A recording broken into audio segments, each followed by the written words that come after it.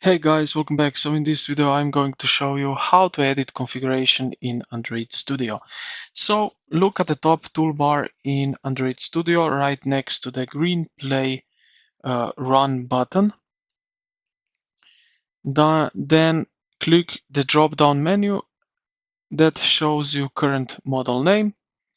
It usually says app. Select edit configuration from the bottom of the list, just like that. Once the dialog window opens, you can modify several key settings on the right pane. So you can, under the installation options or deployment target, um, change whether the app defaults to an emulator, a physical USB device, or prompts you every time.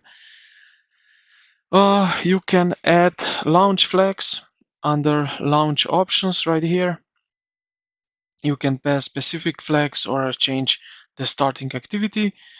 Then we can set the environment variables, expand the environment section.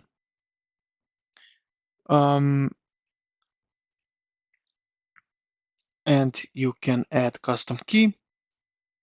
Then what we are going to do basically is just hit the apply button and then click OK to close the window.